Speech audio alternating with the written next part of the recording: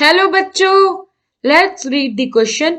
Dash phosphorus is reactive because of its highly strained tetrahedral structure.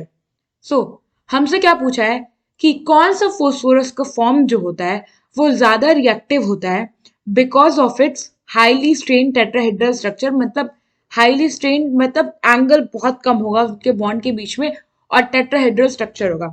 सो इसका answer होगा हमारा white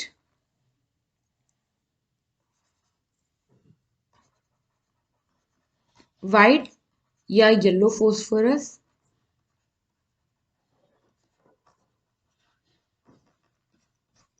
ना अब देखते हैं कैसे. जो फोस्फोरस होता है वो क्या होता है, वो इसका साइज नाइट्रोजन से बड़ा होता है और ये टेट्राहेड्रली बॉन्डेड होता है फोर मतलब थ्री और फोस्फोरस मॉलिक्यूल्स फोस्फोरस एटम के साथ. और हर जो फोस्फोरस एटम होता है फिर से वैसे ही बाइंड कर जाता है. जैसे ये एक फोस्फोरस तीन फोस्फोरस से बाइंड है, वैसे ये फोस्फोरस भी फर्दर यहाँ देखो तीन है तो एक और फोस्फोरस होगा से बाइंड होगा. और अगर आप इसको अब द प्लेन व्यू देखोगे मतलब 2D स्ट्रक्चर में तो आपको फोस्फोरस कुछ ऐसे दिखेगा बॉन्डेड.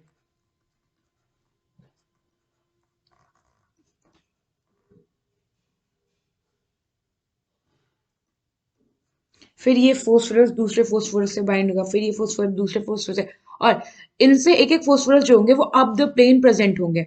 तो यहाँ पे एक फोस्फोरस दो फोस्फोरस से बाइंड है, यहाँ पे एक फोस्फोरस ये रहा दो फोस्फोरस, फिर इधर तीन, फिर एक अप द प्लेन होगा. वैसे ही सारे फोस्फोरस बाइंड करते हैं और आपको कुछ ऐसा फाइनल स्ट्रक्चर देखने को मिलेगा अगर आप इसे देखोगे तो. सो टेट्राहेड्रल में क्या होता है, एंगल जो होता है वो 128 डिग्री 98 मिनट्स इन जनरल होता है. बट इस वाइट फोस्फोरस के केस में क्या होता है, एंगल लेस होता है. Angle less as angle less compare with actual angle should be.